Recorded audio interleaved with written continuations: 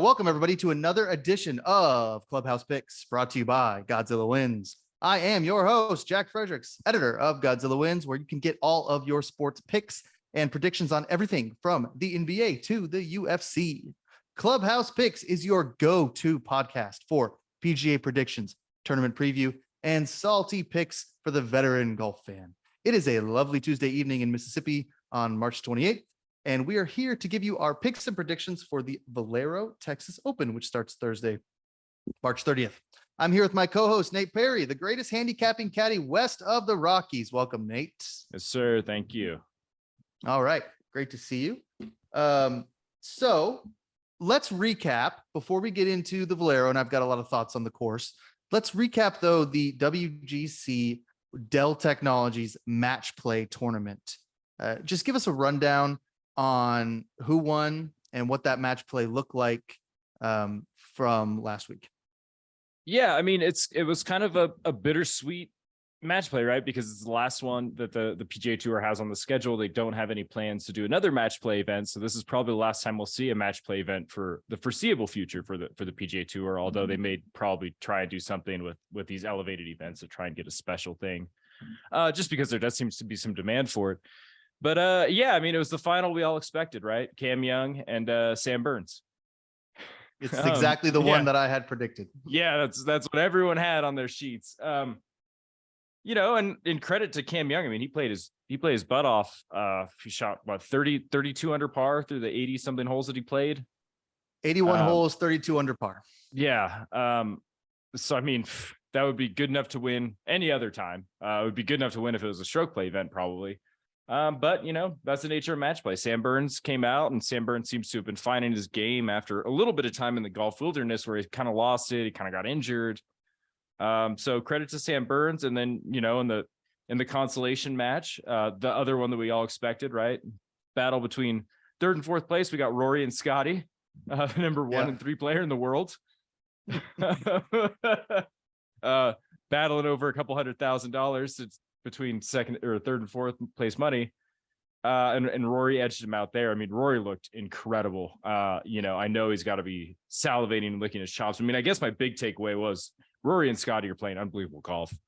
And Rory has to be thinking really, really, really hard about completing the career Grand Slam at Augusta next week. You know, I mean, that's got, it can't be something that's escaping him. The level his game is at right now. I can't remember many years where Rory's played at this high of a level this early in the year and had this kind of momentum going into Augusta. So it's got to be exciting for him.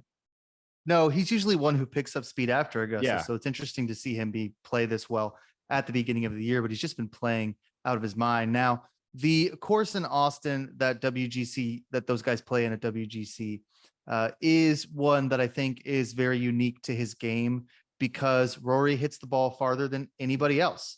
That's just the truth. He's not strokes gains off the tee. He's not number 1, but he's probably number 2 or 3. Scotty's still number 1. But as far as just total driving distance goes, Rory hits the ball farther than anyone else on tour right now, especially with some of the bombers having left for live.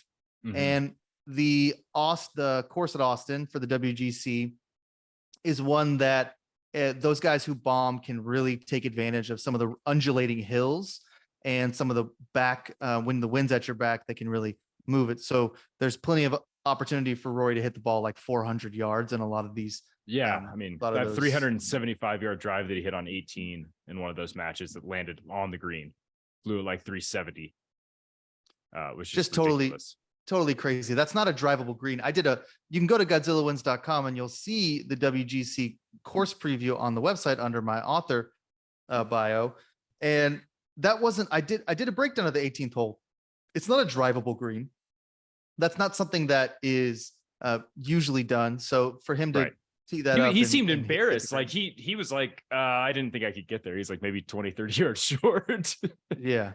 Right. I mean, he gets there and it's just incredible to watch that happen. He's not playing this week. None of the big guys are. They're taking the week off before the Masters. But you have to be thinking, if you're trying to handicap the Masters, if you're trying to think about some of the top 3 guys, not that Scotty Scheffler can't win a tournament, because he can, so can Jon Rahm. All 3 have been playing out of their minds, but Rory has yet to get a win this year since January, I believe. I don't think he has a win. Yeah. And you got to think he's going to make a serious push at the Masters. Yeah, absolutely. I mean, he's been building his whole schedule around this. I mean, I think in some ways the schedule, it's helped him with all these live guys gone, and sort of playing these DP Tour events that used to pay guys like Rory to go over there. I feel like maybe some of the scheduling's helped him because now he can stay stateside and doesn't have to do as much travel as he normally does kind of in the early portion of the season. That's absolutely true. I mean, he's basically, you're in California for a couple months, you're in Florida for a couple months, you're in Texas for a tournament or two if you want to stay for the Valero, then you're in Georgia. You're in the South a lot. You don't have to move around a bunch. You don't have to experience jet lag. And like we'll talk about with some of these international guys, a lot of these international guys will play at the Valero because they need to get their time clock right. So they need to be in the United States playing golf for like a week just to shake off the rust in the jet lag. Definitely. So that's why you see a lot of those international guys on the slate in the field for this tournament. But I want to stick with match play for a minute because, like you said, this is the last scheduled match play for the future. But a lot of the pros are hoping that they'll schedule some more down the road.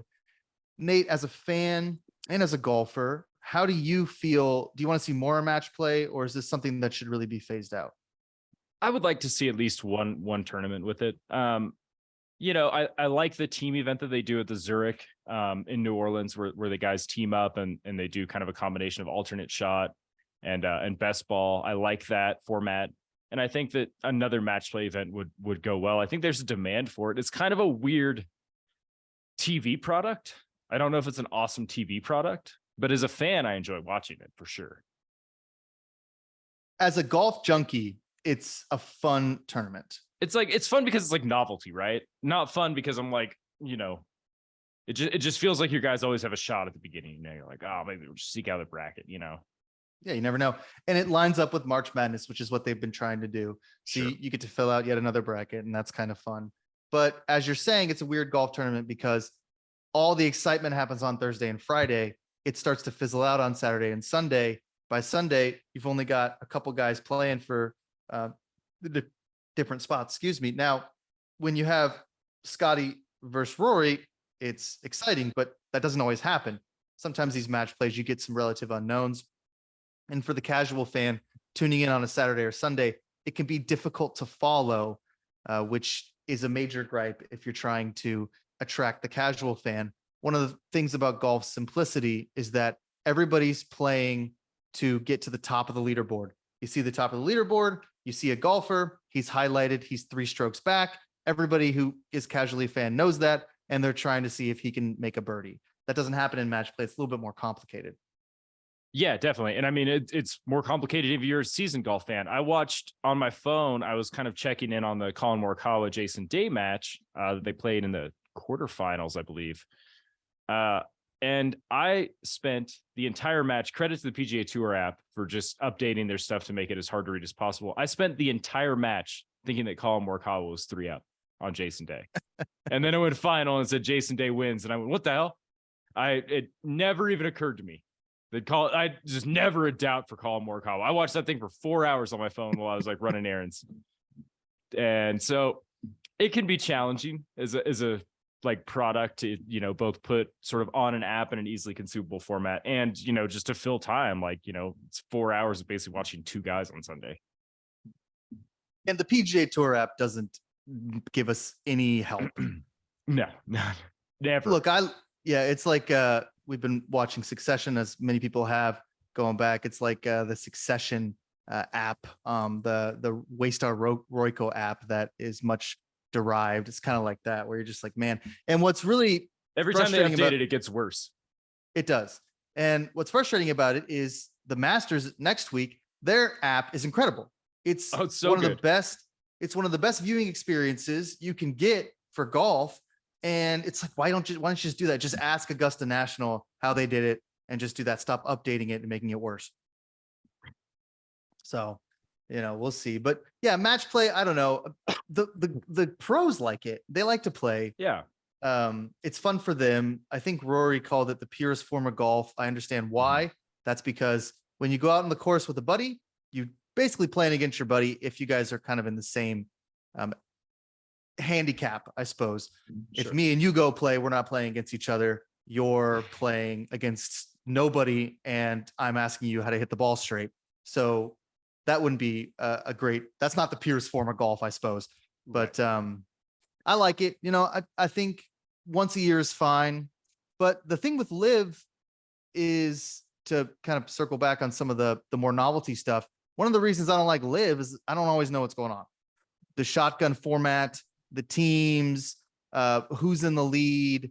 It can be pretty frustrating, especially if you're watching on the CW where they don't give you any help. And if on my TV, it's all blurry. I don't think that's true for everybody. Right. But And it's not like formatted correctly. Yeah.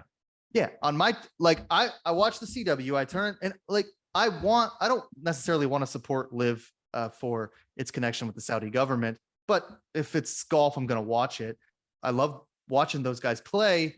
And yet it's just annoying. I mean, I don't know what's going on. They're all wearing the different colors and they're all playing at the same time. And it's not necessarily exciting. And then someone wins in like the middle of it and you have no idea what's going on. Yeah. Some guy taps in for par on like the 8th hole and it's like, oh, champion. And then you wait like 5 minutes to see if anyone else like finishes up their hole and birdies. It's annoying. It's a golfer's league, I guess. I think it just removes some of the drama because you're not just sitting there like waiting and like watching these guys all play the last hole. It's just sort of like everything's happening all at once and then it's over. I don't know. A Greg Norman idea that I'm not sure has profited much in terms of entertainment, though it might soon. Another Greg Norman idea is the AT&T Oaks course at TPC San Antonio. That is where the Valero Texas Open has played since 2010, 13 years in a row. The COVID year was skipped. So this is a relatively new course designed by Greg Norman and Sergio Garcia, who was brought on as a consultant. You can go to GodzillaWins.com right now and read my course preview. Nate's picks of the field will be up a little later. We kind of split that up. I do the course preview. Nate does the picks. So you can go and read all about TPC San Antonio, but we'll tell you a little bit about TPC San Antonio here too. And Nate, I'll give a little breakdown. Then you can tell us kind of your perspective on the course here. Yeah, definitely. So the course designed by Greg Norman and Serge, it's pretty standard as far as courses go. 10 par 4s, 4 par 5s, 4 par 3s.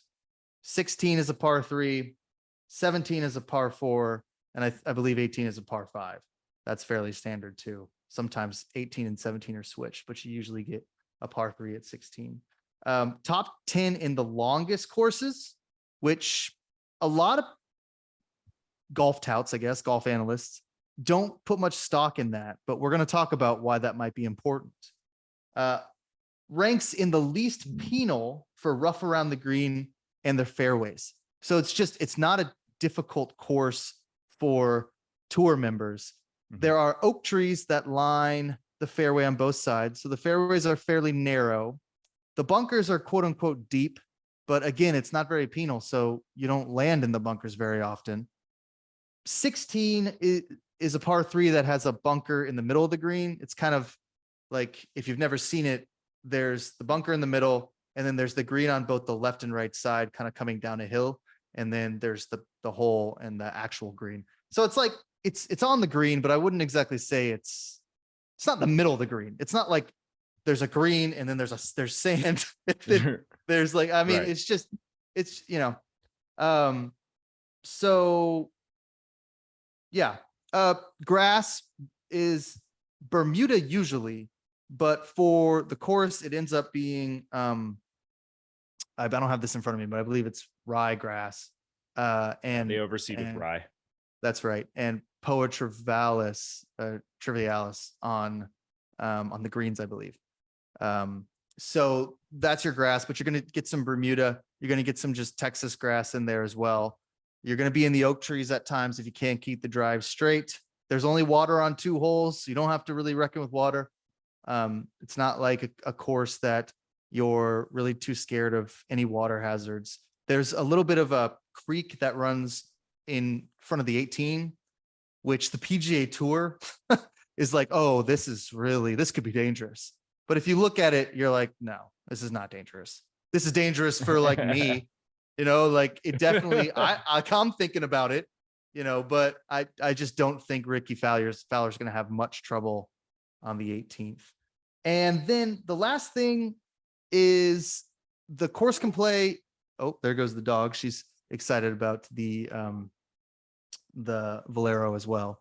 The last thing about this is the weather can kind of determine some things. So if it's been raining a lot, the greens will play slower. It hasn't been raining. It's been very hot in San Antonio.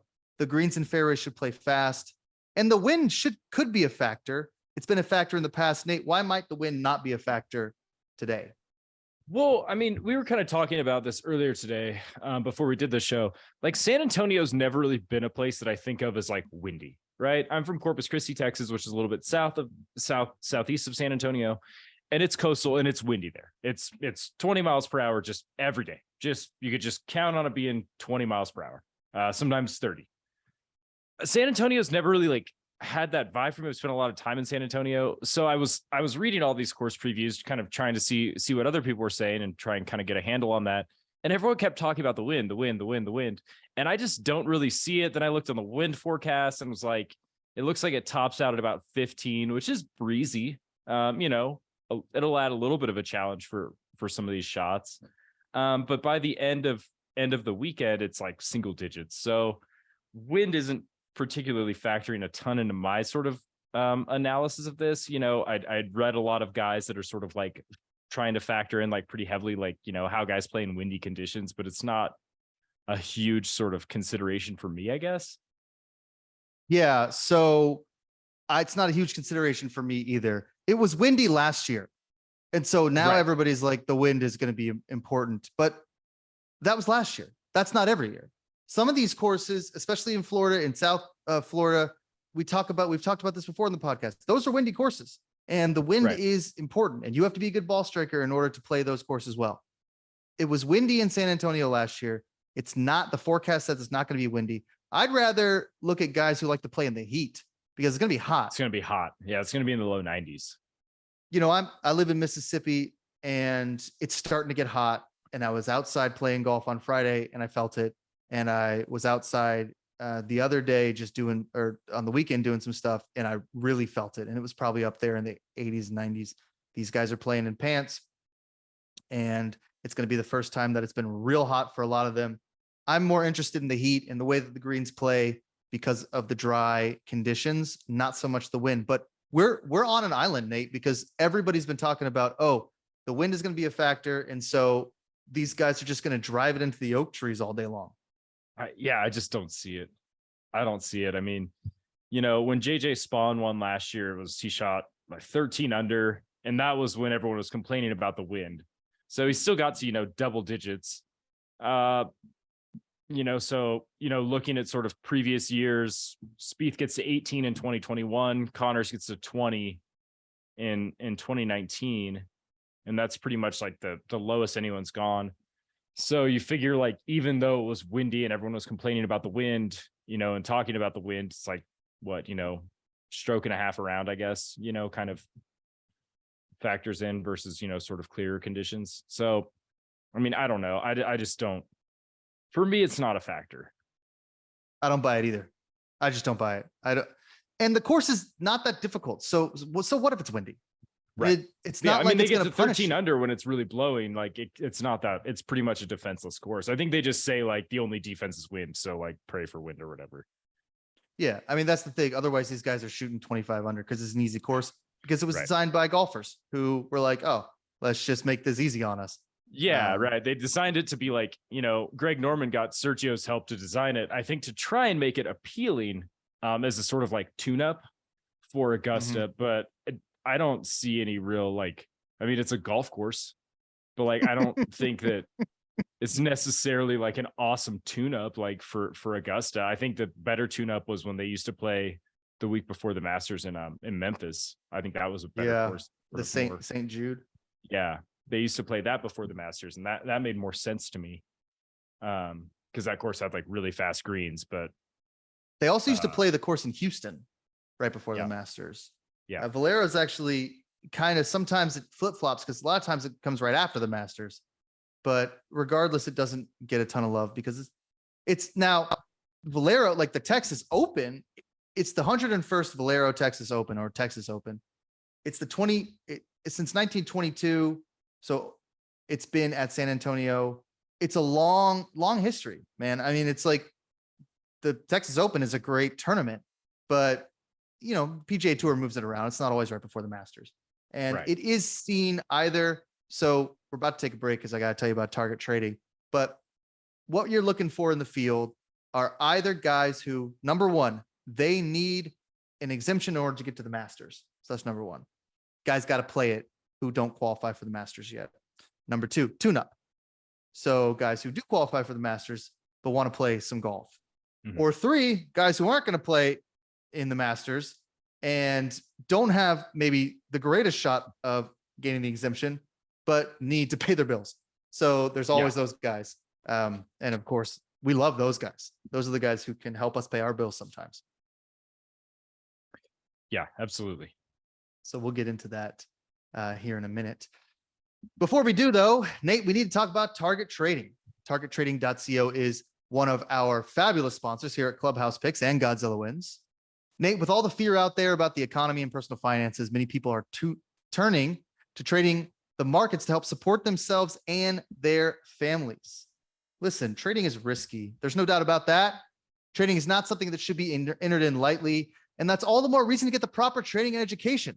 Target Trading Academy is considered the #1 futures trading education company in the industry. Over the last 15 years, the team has developed successful, respectable, repeatable trading strategies, and Target Trading Academy delivers these trading methods to you in a highly structured and effective learning environment. Do you want proof? Well, you got to check out the reviews, Nate, on Trustpilot and other places. These are 5-star reviews across the board. This is why people like Chris say Target Trading Academy is a step to a better financial freedom and quality of life. Whatever the reason you may want to learn and do futures trading, you won't be disappointed with choosing this academy. But don't just listen to the reviews online. Find out for yourself. You just got to go to www.targettradingacademy.com. Sign up for a free virtual campus tour. You can see Patrick and Co. in action. Find out firsthand whether they're the #1 trading education company in the game. That's Target Trading Academy. Go to targettrading.co. That's targettrading.co, or call 888-203-3731. That's 888-203-3731. Patrick Asselone is one of the regular contributors to our Godzilla Wins Saturday Pick Show with my father and America's Sheriff Clark. So you can catch us there on Saturdays at 9 and 10 a.m. And you can catch us on YouTube afterwards, after we go live on the radio. Patrick's really fantastic. We love partnering with him. Okay, so let's get to our picks. Talked a lot about the course, but I love talking golf courses. Not everybody does. I just do. I mean, I don't know. That's what these guys are playing against. So whatever. Okay. So our strategy here, our format for our picks is called What's in Your Bag. We've got the driver. These are the top guys, the big dogs, the dudes who have short odds. We've got our irons. These are the most reliable dudes who float anywhere from 20-1 to 80-1, but dudes you reliably make the cut. We've got our wedges, which are the one dude who never wins, but you bet on him every week because at some point it's going to happen. That's your wedge right there. The putter, that's a guy who you bet and immediately regret, the bet and regret guy. Maybe he wins, but if he does, he's going to make you sweat. And what I'm calling now the hybrid, since I've been playing with the hybrid a little bit more. And this is a guy who, man, if you can really connect, he can make you rich. But a lot of times I'll hit that hybrid and it either goes 4 feet or 400 feet. So we'll talk about that a little bit later as well. I know Nate hits that hybrid a little better than I do, but my clubs are kind of old, so whatever. Maybe it's the club. It's always the club, It's probably the club. Yeah, it's definitely the club. It's not me. Okay. So Nate, let's talk driver here. I've got my guy. I don't know. There's only 2 guys who are less than 20-1. So if you want to go a little bit higher, that's fine. Who's your driver? Who are you pulling out as the big gun? I think my driver is, if I had to pick sort of towards the top of the leaderboard, and I'm not really recommending anyone bet him, but I think it's got to be Rickie, right? I mean, he's just been playing so good. He's played well at the Valero Texas Open before. He's got a couple top 20s there. And he has, been basically 6 straight top 20s coming into this tournament. So the game looks super sharp. All those kind of weird hitches he had in his backswing look like smoothed out. The approach numbers have been phenomenal for Rickie, basically for the whole season, dating back basically like late last year. So I think that he's probably the guy. If I had to pick, I'm done with Tyrrell, right? I'm not picking Tyrrell. Siwoo Kim is just maddening to pick. Hideki's probably going to withdraw. So really, like, Rickie's the only one that makes sense. I guess, like, for me, like at like the top of the board, I mean, maybe Corey Connors, who won here as a Monday qualifier a couple of years back. But I think it has to be Rickie. You know, I think it's fair to wonder how much a guy like Tyrrell Hatton is going to be like focusing on this. You know, he's already in the Masters. That's probably on his mind. He's probably playing this just to kind of stay like kind of loose. And if he'd advanced out of the group stage and hadn't lost 3 matches in a row in sort of spectacular fashion, he might not be feeling the need to sort of go out at the Texas Open. But I think this is probably just on his schedule because he didn't play much golf last week en route to losing his 3 straight matches. So it was probably a little bit of a confidence boost for someone like Hatton, but not necessarily a guy that's just like going out there with intent to just, you know, leave it all on the table going for a win. Whereas Rickie has to win. Rickie has to win to get into the Masters, and that's got to be on his mind. There's nothing worse for Tyrrell Hatton than sitting on the couch for a week. I'm absolutely sure that the last thing he needs to do is be sitting around thinking about golf. Like, he's a guy, he's got to just get on a plane and go to the course and play golf. That's the only way he's successful. The more that guy thinks about golf, the worse it's got to be for him. He's an absolute head case. Unless, I mean, look, I don't know, Tyrrell. This could all be for show. This could just be his brand, but it doesn't seem like it. It seems like the guy is just deeply unhappy out there. Yeah. Yeah. And I mean, he plays well, and then he just looks miserable. Like a beautiful shot, and he just like, all his body language is like, oh my God. Yeah. And it's just like, he just shouldn't be good at golf. Like he's so gifted, and he just doesn't like it. I'm sure he loves winning, but man, hard to do. He definitely, doesn't have a poker face there. So Tyrrell Hatton's your odds-on favorite on DraftKings. He's got the shortest price, which is a little interesting. Fowler 18-1. Then we get to the 20s to 1, 20 to 1s. That's it. I picked Fowler as my driver too. I kind of figured we'd both do that. That has to be the motivation factor. Now, he has been playing incredible golf, like total strokes gained 14th on tour. Terrific. Approach top 10, almost one stroke gain in approach. So 0.827. That's terrific. I mean, if you can do that on approach, and guys who win at this tournament often are successful on approach, not all the time. But if you go and you look, like I looked at some of the numbers on Data Golf, tee to green and approach, guys are +1 on strokes gained, +2 on tee to green, basically. So it stands to reason that approach is going to be important. Fowler's one of those guys. Around the green is where he kind of struggles. 104th. Fairway proximity, which is something I'm looking at because I really want guys who can hit it into the fairway. He's 115th. Bogey avoidance, which I always look at, he's 31st. But yeah, Nate, I mean, tied for 13th of the Players, tied for 31st at API, tied for 20th at Genesis, tied for 10th at Waste Management, 11th at the Farmers, 54th at American. So 1, 2, 3, 4, 5 top 20s this year already. Yeah, and he hasn't missed a cut since October of last year. So I mean, he's been locked in. Yeah, he has. And what bums me out is that he has to win this tournament to get into the Masters, because if he does win the tournament, his odds are going to be like, I don't know, 28-1, maybe lower. But if he was already in, first of all, he wouldn't be playing. But if he was already in the Masters, oh man, his odds would be at like 65-1, and I'd be taking him. The Fowler range. He's the Fowler line, baby. 6 plus 650, 6,500, plus 6,500, 65-1. That's about where he is always. Seems like, doesn't matter how he plays. But if he wins, his odds are going to shoot up. They always do right before a big tournament like that. So, we'll see. And he has played well. He missed the cut in 2020, but he He's got 2 tied for 17th in 2021 and 2019. This is a tough course to look at when it comes to like the history of these guys because they don't always play it. So, you know, Right. API, those guys play that every year. You can go back 6, 7, 8 years if they've been on tour. They play that tournament. This one's a little bit, I don't know. I don't know if like, oh, he won this tournament or he finished 20th a couple times is like really much of anything. Right. So go ahead. Oh, and it's just such an unusual like grouping. Like when you like look at past winners of the Valero Texas Open, it's just like it's just random guys sometimes. You're just like, really? I don't remember that. So yeah, I mean, there's no like one type of player. And yeah, even if they do play well, the only guy that pops up over and over again is Charlie Hoffman, and he's not really someone I'm like in a rush to bet this year. No, he's not playing well. If he was playing well, yes. You know, Kuchar pops up around the top 5 finishes a lot too, but Kuchar isn't playing like he was 5 years ago. So I don't trust those numbers either. Yeah. Because that guy was like top 5. He was like a money-making machine 4 or 5 years ago. And he's not now. And so to just be like, oh, well, Kuchar plays well here. It's like, I don't know. He played well everywhere for a couple of years. He was just really good. Right. Yeah. Which, he played all the time. You know, he still plays all the time. Yeah.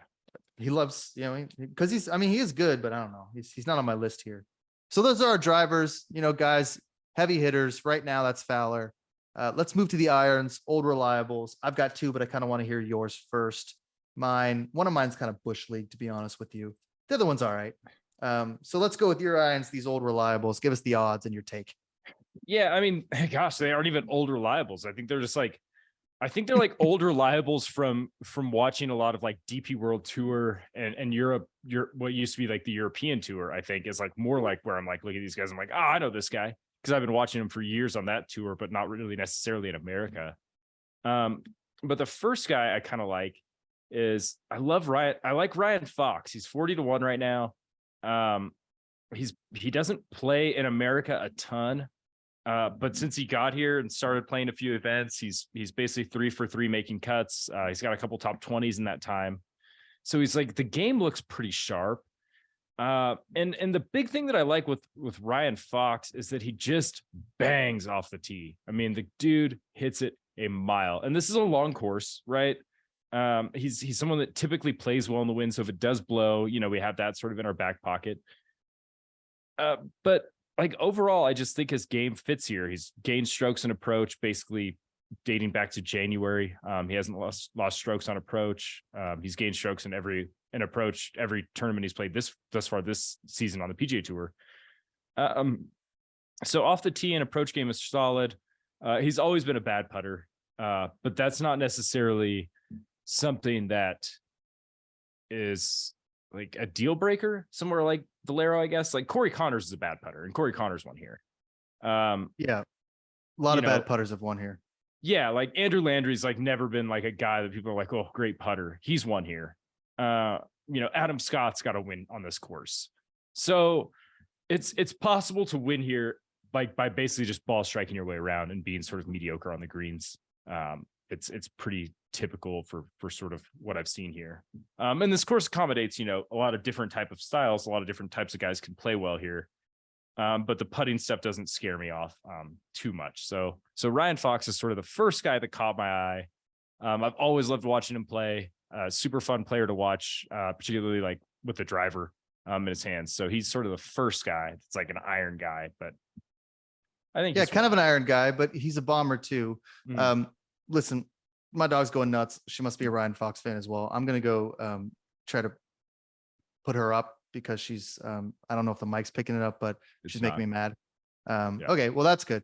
But while I do that very quickly, why don't you tell us why you like some of these guys who bomb off the tee? Because that's not something anyone is paying attention to. So you do that real quick, and I'll take care of the old dog here. Yeah, I mean, so my thing with guys that drive it long is in the sort of distance revolution that we're having in the PGA Tour. And it's something that everyone's been talking about for quite a while, right? Especially since the USGA is sort of announcing sort of potential rollbacks on the golf ball for high level amateur competition and also particularly for the professionals. Distance is becoming a really polarizing thing. And it's a really polarizing thing because it just dramatically alters the way these golf courses play, and it makes it dramatically easier to play these golf courses if you can just bang it off the tee.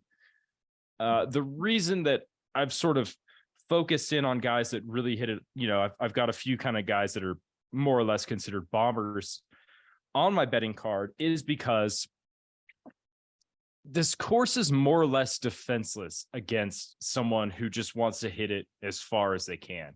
Yeah, there's some oak trees, sure, but the rough is usually pretty short. They do that. That is sort of a nod to Masters prep. Augusta National keeps their rough fairly trimmed. TPC San Antonio does the same thing for this week. They cut it all down. And there's just not a lot of water off the tee. There's basically none almost. There's only water on 2 holes. So if you're just a guy that just wants to get up there and just try and poke at 345, there's nothing really stopping you. So, I mean, I like a guy that can just go ahead and just uncork off the tee and not really have to worry about water left, bunker right, that sort of thing. That sort of arithmetic doesn't work here. I mean, you can just wind up and just pound it. So that's sort of why I'm looking at a guy like Fox and thinking like, this is a pretty good course for him, because he can absolutely do that. And he could just overpower the golf course. Yeah. You also just love bombers. I mean, to be quite honest with you, well, yeah, you gravitate awesome. towards them a lot. Yeah. Yeah, you do. And that's fine. And your logos there is right. Your logic for this course is something that's unique. Not a lot of people are doing that. I'm not really feeling that confident that these bombers are going to do that well. I want them to be accurate. I'm looking at driving accuracy. I'm looking at some driving percentage numbers. I'm looking at approach. I want them to be good ball strikers. I don't want them to be in the oak trees. Even though this is not a penal course, there's a lot of trees, and I'd just rather they be in the fairway and be able to capitalize. But yeah, Fox is, definitely an interesting choice. What were his odds? Did you tell us? 40 to 1. Yeah. Well, I mean, he's something. like, I mean, yeah, he's also like 40 something in the world. So he's 36 in the world right now. So he's not really like sneaking past many people's radar. Like he's like legitimately good. He just doesn't play here very much. Yeah. Strong player. So I'm going to take one of my irons here. I'll talk about him real quick. Then we'll go back to you. I like Siwoo Kim. I don't know. I think that's Bush League. It's 22 to 1. It's like, sometimes I start picking these guys. I'm thinking, I mean, it's like, he's got the 3rd or 4th best odds to win the tournament. So like, what am I like? How much of a genius am I really? But listen, Siwoo Kim's a good golfer. He's playing amazing. So he's total strokes game 22nd, tee to green 19th, 22nd strokes game for approach is 22nd, 94th in putting. We're not worried about putting. Doesn't matter. Yeah. It matters, always matters, but not this course. To be honest with you, this course, the winners are hovering around anywhere from 0.8 in strokes game for putting. That's where Kim is. Bogey avoidance, he's 17th. Fairway proximity, he's 21st. Incredible run lately, tied for 27th of the players, tied for 39th at API. Cut at the Genesis. That's a tough course though. Waste Management tied for 23rd. Farmers tied for 25th. So he's like right there. And he won the Sony, so he's already won this year. And he's one of the best golfers in the world, really. So 22 to 1. I don't want to spend too much time on him, because if you bet golf, you know who Siwoo Kim is. But that's one of my irons, and definitely a guy who I think can easily win this tournament. He's also played the Valero a couple times. He tied for 4th in 2019, tied for 13th in 2022. So he likes this course. And he's played well here. And I think he uses it as a tune-up for sure. All right, so I got another iron, but why don't you go, and then we'll circle back to me. This is my next guy. Oh, love my next guy. Yeah, so this is one that I guess he's an iron. I maybe could have used him like a little bit further down the board, but I just wanted to talk about him, and I already kind of had guys slotted in here, so I'm just going to go for it. I like Nikolai Hojgaard here. Okay. He's another guy that I've watched in Europe, basically like turned pro, and he was like 18 with his twin brother Rasmus. They've been playing over in Europe quite a bit. And Nikolai's really made the jump to American golf and seemed to have acclimated a little bit better than his brother to playing stateside. And this is again just my sort of logos in action, right? Nikolai absolutely smokes it off the tee. He's like in like the elite percentiles in terms of like distance when you look at his stats. So that's sort of where I'm at with this. He's another guy that's a bomber. The rest of the skill profile is not really awesome. If I'm being totally honest, he's never been a great putter. Iron game can be there sometimes, but he's consistently strong off the tee. So this is another guy that I just think he played really well last week at Corrales, and he's like, if we're counting motivation, he's within reach after that tournament of getting that sort of special temporary status, which is if they've made basically if they sneak into the top, I think it's like 60 or so on like the points list, they basically can accept unlimited sponsors exemptions. So for someone like him, basically anywhere he wants to play, that's not like a major or whatever, he would be eligible for. And he's sort of like right there. Him and Fox are both like right there, because they've played pretty well in their limited starts so far. So that has to be on both of their minds as a way to sort of try and secure their PGA Tour card. So both of them are sort of in the same boat. Both of them are coming over here, sort of getting tuned up, sort of playing some American golf, which is sort of not typically their bread and butter. Both hit it a long ways. Hojgaard is just a little bit longer odds. So if you want a little bit juicier odds, but not much. I mean, nobody's sleeping on this guy. He's 50-1. He's plus 5,000. So, these are guys that are reliable. They're guys that I think have like a legitimate chance to win. I think that Nikolai probably learned a lot last week when he was sort of flirting with the lead. He was actually leading at one point, slept on a lead. So, it's a good springboard for him. Last week wasn't a particularly challenging course. I think that the Punta Cana, something like the Corrales golf tournament, is probably not a bad sort of like course comparison as far as course comparisons go, just because neither of them are particularly challenging. They're both sort of just grip it and rip it style golf courses. So that's sort of where my mind is at, is those two Euro guys in particular. You're not the first person to suggest that the Punta Cana at Corrales is a good comp for this tournament and this course. A couple other guys have said the same thing. Pretty easy. Yeah. Pretty much anybody I was looking at who missed the cut at Punta Cana, I just immediately threw out. If you're struggling on that course with a weaker field, not a weak field, but a weaker field right now, if that's where your game is, I don't want any part of you. But if you finish in the top 10, top 20 in Punta Cana, I'm going to give you a look. I like guys who played through the weekend there because that match play stuff is so weird. It's different golf. So I didn't even put that on my board as, oh, this guy did this guy. I mean, it's a whole different tournament. It's not comparable, but there aren't a lot of good comps for this. So you can't really go around and say, oh, this course, this tournament or this tournament. Punta Cana is one that can be a good little prime example. So, so going with some Europeans, I'm going to stick with Europeans. I've got my man from Wolverhampton. I don't know. I know there's a Premier League. It's just Wolverhampton. I know those guys have Wolves. Yeah, that's right. Yeah, go Wolves. Wolverhampton. This is my boy Aaron Rye. I think I took him about 2 weeks ago at way longer odds. He's 55-1 here, plus 5,500, and that's because he's been playing pretty well. And this is a guy who I think really could be in the conversation for this tournament based on, what I'm looking at now.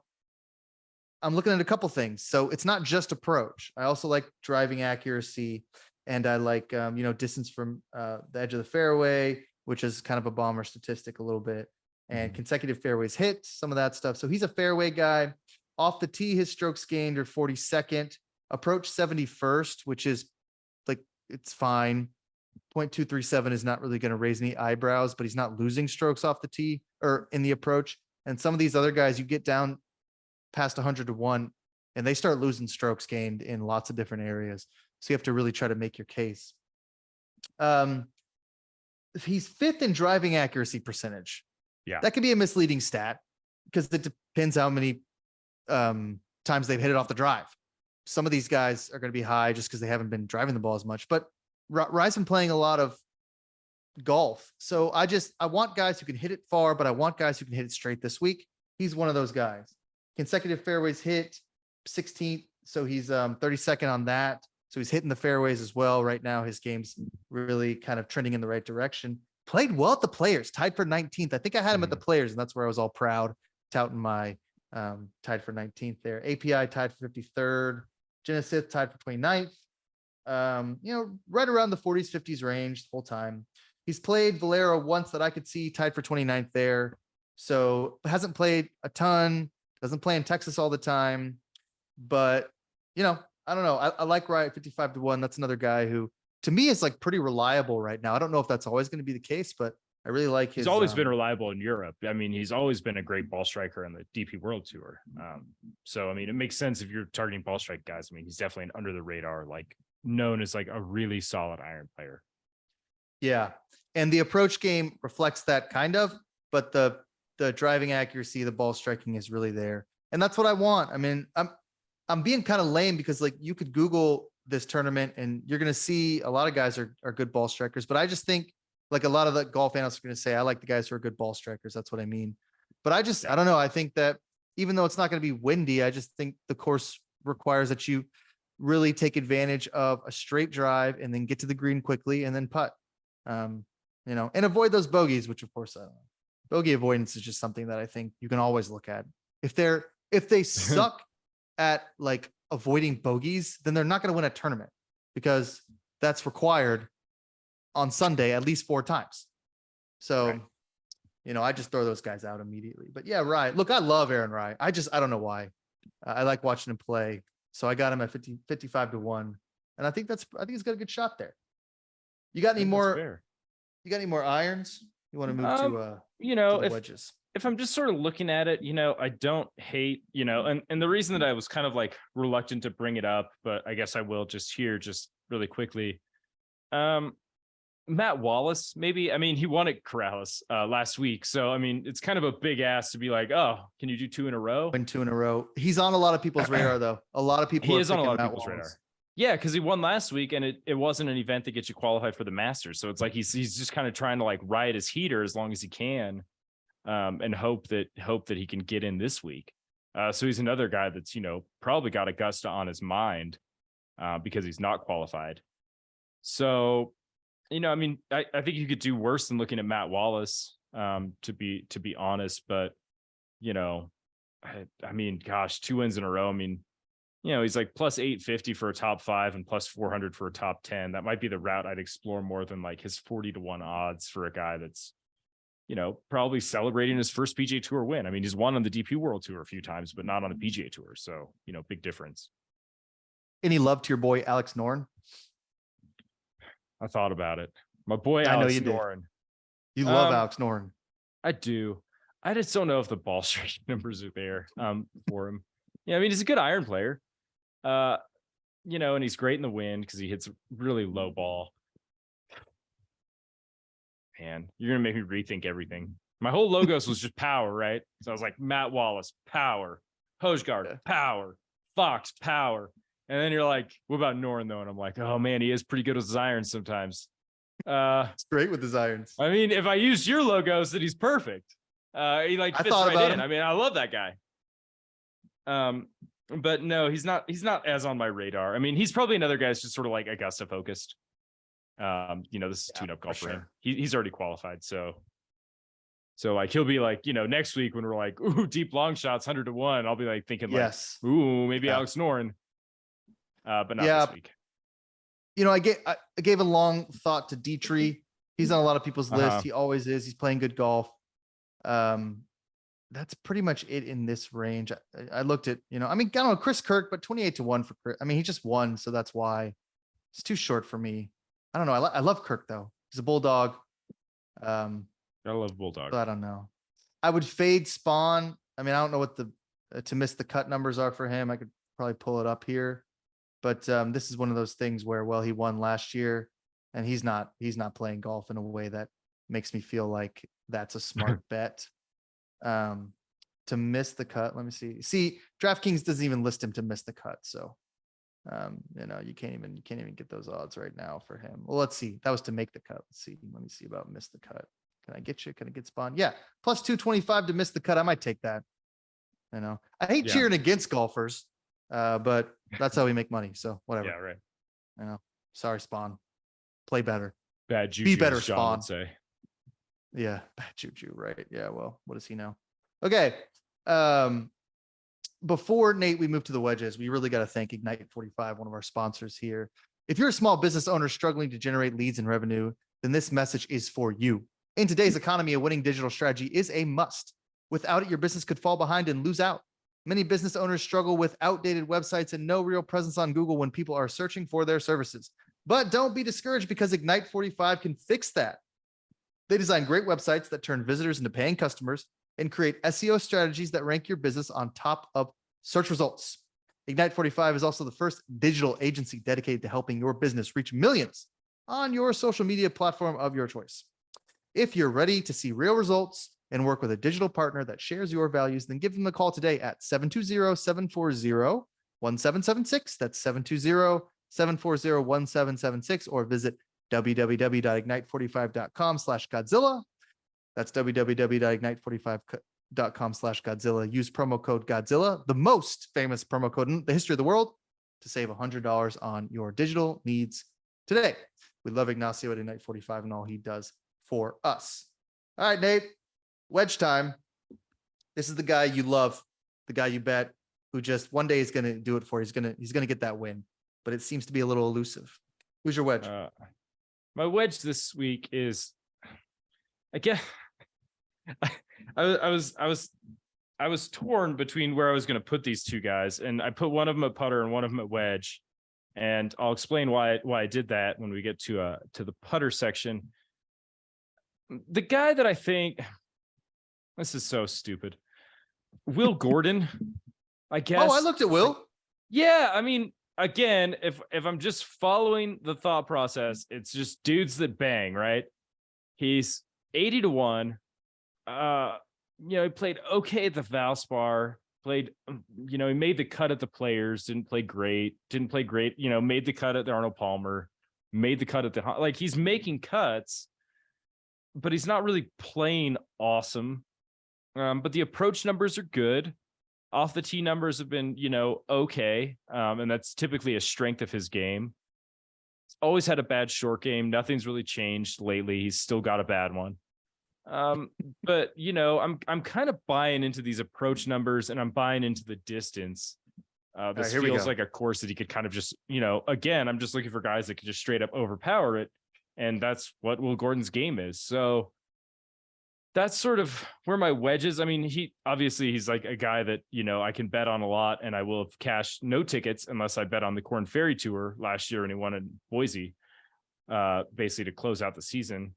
So, and basically lock himself up. So I guess he's a guy. I mean, I think he'll win. The results haven't been awesome, but he's also a rookie, right? So I don't know. But those young guys, not named Sahith Theegala, these rookies on the tour, you just bet them till it pops, and maybe you take them at top 20 at a major where their odds are crazy, but you just keep betting them because at some point they're going to do it if you believe in them. Yeah, I mean, that's where I was at with Davis Riley for a long time, and then he never won. And now his odds stink because everyone thinks it, because now everyone's thinking it, and they're like, oh, now he's 25-1 to win this stupid tournament. Pissed me off. It's like, I bet him all day long when he's 50-1, but he starts to get these kind of short odds, and you're like, what's the point? This isn't going to recoup my losses. Yeah, and when you get to these guys at these long odds too, like you said earlier, you have to kind of talk yourself into some of these numbers because, one thing I'll look at a lot. Yeah, and one thing I'll look at a lot, like you said, is like, oh, he made the cut, but it's like he finished 76th. So okay, yeah, he played on Saturday, kind of. I mean. For 4 holes, and then it's out there do sweeping on Sunday morning. Yeah, out there at 5 a.m. on Sunday, being done by 9. Yeah, walking around the course with this caddy and partner, being like, oh, awfully quiet out here. 7 a.m. I haven't even opened the gates yet when he's teeing off. Yeah, for real. You can't even see him on TV. Camera crew's still waking up. Yeah, but yeah, I mean, you got to talk yourself into that. So I look at that sometimes. I'm like, oh, he made the cut. It's like, yeah, he finished 80. So I mean, what does that matter? Yeah. Okay. Well, what's his odds? Did you say? He's 80-1. So he's not really sneaking past a lot of people, but this plus 1600 for the top 5 is kind of interesting. He does have a top 5 on the PGA Tour. When he just sort of was like coming off his heater on Corn Ferry, he kind of ran that into a tie for third. On a course that's sort of like a resort type course. So I mean, if we're just saying like, oh, like resort courses, Bahamas courses, Mexico courses, whatever, then he's a guy that, if that's sort of your angle, he definitely falls into that. His best finish has been on one of those types of courses. So I mean, I usually sprinkle 1 or 2 guys on the top 20, top 10, just to have like a little bit of action in case every one of my picks totally implodes. Yeah. And I've got no outright winners in the hunt. So, maybe I'll take a look at Will. Plus 1600 is kind of nice. Okay. I'm going to go with, for my wedge, Sepp Straka, who people talked about a couple weeks ago because I think he won at Valspar a couple times. Was it Valspar? No, it was, where did he win? He won the Honda. That's right. He won the Honda. Yeah. So, okay. It's not going to be windy, we don't think, but if you like guys who play in the wind, the Honda is a windy course, punishing course, difficult course. He's European, so we like the European guys this week. Sepp, total strokes gained right now is 59th. Can't give you anything else strokes gained that I like. Around the green 166, off the tee 157. Those are negative numbers. 94 tee to green. So he's breaking even basically tee to green. Yeah. And historically he's been known as sort of like a good iron player. Typically when he has his most success, he's good with the irons. So you're hoping that he just sort of finds some juju after a couple sort of pretty lackluster iron performances, basically since the Honda. He hasn't been awesome really in any aspect of his game. No, he hasn't. He was cut at the API. He made the cut at the Players, which is nothing to sneeze at. That's a major. Right. But again, tied for 65th. So it's not like he crushed it there. Genesis tied for 45th. Driving accuracy, 39th. So I like that. 63% driving accuracy. Distance to the edge of the fairway, 24 feet. So 50th. I don't know. I mean, that's basically all I have on Sepp. Other than, so in 2019, he missed the cut at Valero. 2021, he's tied for 67th. Before that, he's playing on the Corn Ferry. But I think he's a guy at plus 1,000, so 100 to 1. Because he's usually a pretty good ball striker, and because the Honda. So this is my big thing with Sepp. I know he plays well at the Honda, but the Honda is a course like this, where a field like this, where like not a lot of guys play the Honda. So maybe he's just a guy who gets his game rolling when there's not a lot of competition. Sure. I don't know his psyche, but I know that when there's a crowded field, he can make the cut, sure, sometimes, but he struggles we're talking outright winners here. I think in this field, which is fairly weak, I think Sepp might be a good choice here, but he's got to hit his irons better. He's got to get that strokes gain for all that stuff up. I mean, total strokes gain's all right. He's okay putting the ball, I guess, but man, some of those other numbers are like a mess. When you're minus 0.235 on around the green, strokes gained around the green. Yeah. I mean, that's not good. That's not going to win you a tournament.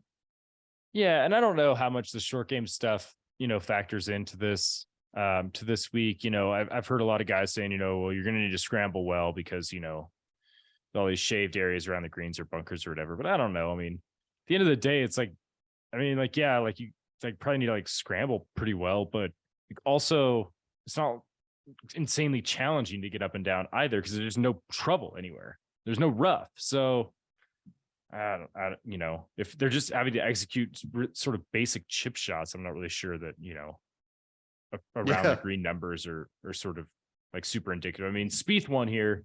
Spieth has an amazing short game, but Corey Connors also won here, and Corey Connors sucks at around the greens. So I don't know. It can kind of just go either way. I don't know if it's necessarily a deal breaker. Yeah, I don't think so. I mean, I don't think scrambling is an issue here.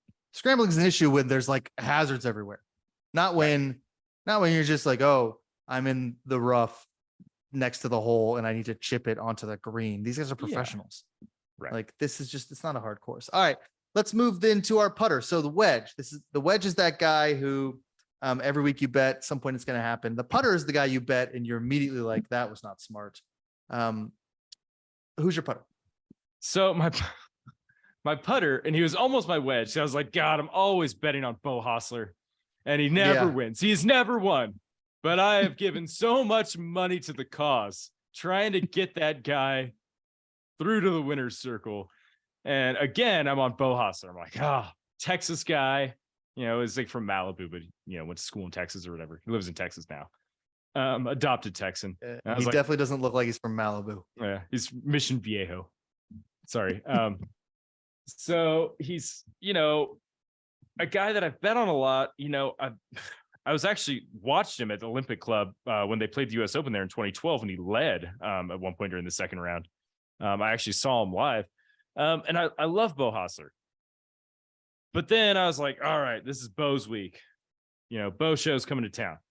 Texas guy, had all this stuff. I'm like, game looks like it's getting sharp. And then right before we're doing this show, I look on PGA Tour app, browsing around. Top article on the latest news: the Beau Show, former Longhorn Hossler building towards first tour win. And if that's not the kiss of death, I don't know what is. Yep. Yeah, he's done. I was just like, oh, yeah. I looked at, they posted this article 5 hours ago. I was like, I just throw this ticket away. Like, just forget it. So that's like the source of like my instant regret. Like, there's no way they're writing this like profile and then he's gonna be like, obviously he knows it's on the internet too. There's just like no way. Like, there's no way that he's like not thinking like, oh, maybe it is my time. And he's like 60-1. His like price is like not awesome for a guy that's never won. So that's my putter. That's the one that I rolled it out there on Monday, opened the app up 24 hours later, and I'm like, just forget it. Like, I can't do it. An article like that, he could be 45-1 by the time we hit Thursday. Oh, God, yeah. So, I mean, if you do want to bet him, I guess, like, go do it before everyone in the world reads a stupid article about how he found his mojo. Yeah, right. And former Longhorn going to bring home the glory in Texas. Yeah, look, kiss of death. Anytime a journalist says this guy's finding his game, he's not going to make the cut. Just how it goes. Same thing with basketball, all these sports. When we're talking about just the gambling stuff, part of it, like, those are the kiss of death. So, okay, well, feeling good about Beau, now not so much. I've got one for you here that, I punched this ticket and now I'm thinking, maybe not, maybe a little impulsive. I can be a little impulsive, Nate. I could be a tad impulsive. This may have been one of those times. Hayden Buckley, all right, plus 13,000, the 130-1 there. So, okay, Hayden, I mean, all right, like, stroke gain off the tee, man. He's fourth in strokes gained off the tee. So that's, I mean, top five. You got a guy in the top five and you get 130-1 and stroke gain off the tee. I mean, that's a big one. We're talking about being able to drive the ball well here. That's great. So around the green, we're not worried about that. He's 175th. Don't care. Throw it out. Tee to green, 56th, total 79th. So good. Driving accuracy. Love those driving numbers. 19th. Bogey avoidance. Tricky, 78, not good. So I punched that ticket looking at all that stuff. And then I realized he hasn't made a cut since Waste Management. So I should have looked that up before, because you have to make cuts to win tournaments. He did finish second at the Sony. Yeah. So he's made two out of 8 cuts in 2023 with a second and a tie for 29th, and every other one he's been cut. Yeah. Yeah. So, and I mean, Waste Management was tough. That feels like a long time ago. I mean, that was a lifetime ago, dude. That was like Super Bowl weekend, man. Did Rom win that? We were different people. Scotty won. Scotty defended his title. Yeah. That was pre-podcast. I mean, that's how long it's been since he's played on Saturday. We were just football guys then. We were, now we're golf guys. We stay nimble. So I don't know, man. That was a bad one. But I got another bad one for you coming up here. So as soon as I tell you about Rosie's, we're going to talk about our hybrid. So Nate, Rosie's Gaming Emporium. Okay, listen, today's show. Oh, we love Rosie's. Today's show is brought to you by Rosie's Gaming Emporium. Rosie's has paid out over $475 million in jackpots so far this year. Incredible. I mean, you're in Virginia and you're not at Rosie's. I don't know what you're doing. February winners include Alex. Alex won 140 grand at Rosie's in Dumfries. It's a lot of money. Tabitha, 99 grand in Rosie's in Richmond. That's, I hear Rosie's in Richmond, loose slots. You can really hit big there. Douglas, Roses in Dumfries, 93 grand. Old Bobby Robert, 46 grand at Roby's in Vinton. This is just incredible. Starting in March, new members play for free at Rosie's. Sign up for a free Rosie's rewards card and instantly receive $25 to $1,000 in free play. I can do a lot of damage with $25 in free play, Nate. I get on a roll there. All of a sudden that 25 becomes 750. Now I'm looking at some golfers, trying to turn that into some big money there. Maybe little futures on some baseball. You just never know at Rosie's. Learn more about this promotion, Rosie's rewards and jackpots at rosiesgaming.com. Got to go to rosiesgaming.com, Rosie's rewards and jackpot. Don't forget, Nate, horse racing starts July 13th at Colonial Downs in New Kent, Virginia. My dad, John Fredericks, Godzilla Truth, is moving in July. He'll be there every day with the horses. That's his passion. He loves watching horse racing. He loves being around horses. So he'll be there at Rosie's. He's very excited about that. And we're excited to partner with Rosie's. We thank them for this incredible sponsorship. Okay, so we're almost done here. This is an exciting tournament. I've been talking about this a lot. Now, listen, the hybrid. I'll just tell you a story. So I went out in the golf course on Friday at the course that I belong to, which is Bayou Bend in Mississippi.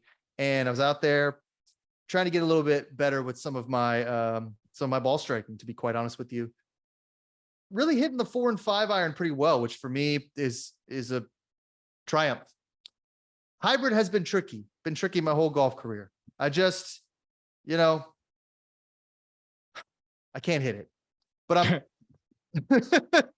I telling the guy I was with, I can't hit this. And he was like, yeah, you can.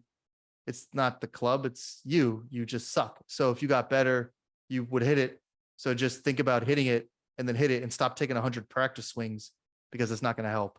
So he was right. Yeah, he was right. And I stepped up on a par 5 and I smoked it onto the green. And then I 5-putted for a triple bogey or whatever, but that doesn't matter. So this used to be the 3-wood category, but I renamed it the hybrid because of my struggles with that club right now. This is just a guy who total wild card. All right. If he wins, we're all retiring, but very long odds. And I got one for you here who I fell in love with. And it hasn't been good, but here we go. Ryan Moore, 350 to 1. Cool. Right? Okay. Ryan Moore, baby. Listen, I'm not going to go through all of Ryan Moore's statistics because that would be the point. The man's game speaks for itself. But I will give you 2 things that I've been looking at. Strokes gains on approach. He's 25th in the world in strokes gained approach. 0.577. So about a half a stroke gained every time he gets up to the approach. Driving accuracy, 7th. The man's pretty accurate off the tee. Fairway proximity, 25th. So he's right there in some of the numbers that I love, really right there. Some of these other numbers, let's not speak on them, Where's he at distance? Oh, he's not known as a guy who I think hits the ball very far. But let's just, if we could just find those numbers, that would be, he's got to be outside the top 150. Yeah. I mean, listen, not everybody has to hit the ball far to win tournaments, Nate. But let me just here. I'll look it up here. Here's another problem with Ryan. He's 182nd strokes gained off the tee. He's 198th in driving distance. He can't hit 281 in 2023. That's how far he's hitting it. He's hitting it in 1980s numbers. He's 40. He would have been the longest player in the world 40 years ago. And since then, no. He's going into the twilight of his career, and he's been struggling. Okay, so cut at the Punta Cana, that's not good. Not good. Missed the cut at Valspar, Honda Waste Management. But hey, tied for 7th at Pebble Beach, man.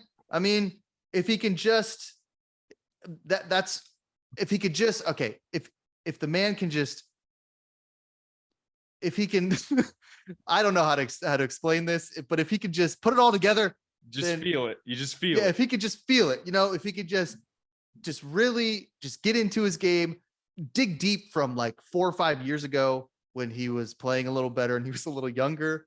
I think Ryan Moore can really be that guy that just sends us all on vacation at 350 to 1. I'm throwing $10 on him. He hasn't made a cut in a while, but this is my guy this week. And he finished third in 2019 at the Valero. So there you go. You don't always have to hit it hard here, although it does help considering this course is long. So considering Ryan it's Moore, a top 10 longest courses in they play on the schedule. Yeah. You might need to hit more than 280. Yeah, well, I wasn't going to bring those numbers up, but thank you for the full transparency there. Listen, these guys are long shots. Really all right? accurate. They're long shots. All right. They're long shots. I mean, that's what they are. So they're not going to be good in every category, or they'd be in the top 10. So, okay, who's your hybrid? And I'll start poking holes in him. I'm going to start looking him up. But the minute you say his name. Well, his friends call him Song-Hyun Kim. The media calls him SH Kim. I'm part of the media, not his friend, so I'm going to call him SH Kim. Depending on where you bet him, he may be either one. DraftKings makes it simple on you and just calls him SH. Yeah, they do. Some places call him Song Hyun, some Song Young. There's a few different spellings. It's a whole thing. It can make it quite complicated to find him. But he's I feel like he's been on my card recently, like several times, and he's not been good. But I just can't quit him. There are like two things that I just love, right? When I just from an emotional standpoint, just like things that I just enjoy watching. And I love watching guys hit the long ball. We talked about that earlier. And I love guys that are good putters. And SH Kim happens to make his living almost exclusively with his putter. He does not do much else well.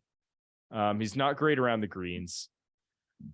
But he's also 100 to 1. So that's sort of where I guess I'm at with my hybrid, so to speak. He actually gained some strokes. I mean, he hasn't played in a while. I mean, the last time he played was the Valspar. So he hasn't played in a couple weeks, and he actually gained strokes, which is unusual for him on approach and off the tee and around the greens, and he lost strokes putting. So if we can just keep all those other numbers where they're at, and then we just go back to having a hot putter, I think we're like right there.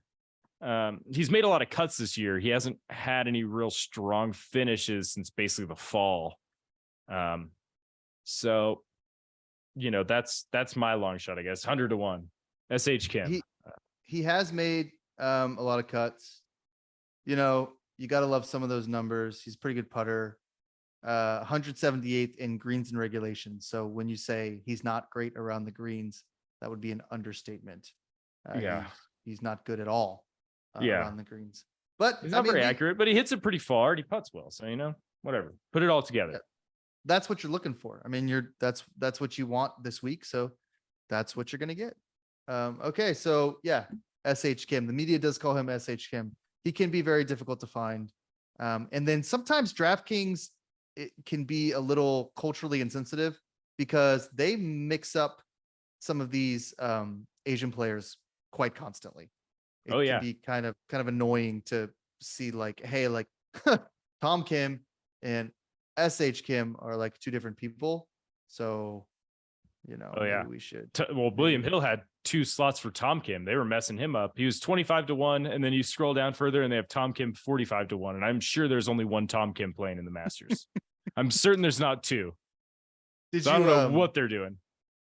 Did you just take both just to see what happened? I mean, I thought about it. I guess I still could. I don't know if it's still up. I haven't looked today, but I thought about it yesterday. Just be like, just throw like the smallest bet on both and just see how quickly they've waited.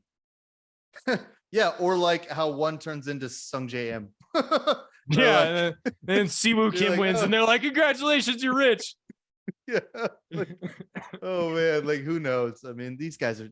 Look, I couldn't imagine being the guy who goes through and sets these odds every week for all of these golf tournaments. Live, Corn Ferry, DP, PGA. It's like 700 golfers. Champions. Yeah. I mean, it's like, the senior tour. It's like 700,000 golfers, and someone's got to do that. Now I know that there's like AI that does that, but even still, I mean, someone's got to actually set the odds. So it's man, I don't envy them, but they do need to get better with their cultural sensitivity there because these guys are different people. And we need to be able to gamble on the correct person. So try not to screw it up, William Hill. Okay. Well, that is quite a show for a tournament that doesn't have a lot of the top golfers in it, but we love golf, Nate. Next and week that's will why be we do different. this. Different story next week. We are locked in next week for the Masters here. I mean, that's going to be such an incredible. We're so excited about that. We could have just done 2 shows about that. We could have done Masters this week, Masters next week. I definitely, Nate, want to do a Masters like Sunday night kind of breakdown, just 30 minutes of us talking about what happened. So we'll probably drop 2 podcasts that week if Nate's available. Absolutely. But we're very excited. But first, we got to get through the Valero, and always an opportunity to watch some great golf there. So listen, thanks everyone for listening to this week's episode of Clubhouse Picks, brought to you by Godzilla Wins. You can download and listen to Clubhouse Picks on Apple Podcasts, iHeartRadio, Spotify, just wherever you get your podcasts. Go ahead and download. Please be sure to download, rate, and review. This really helps our ratings as we're getting started. If you're watching on YouTube, don't forget to smash that subscribe button and drop a comment with your picks for the Valero. And we will see you next week for the second major, the first official major, the Masters Championship. Happy golfing.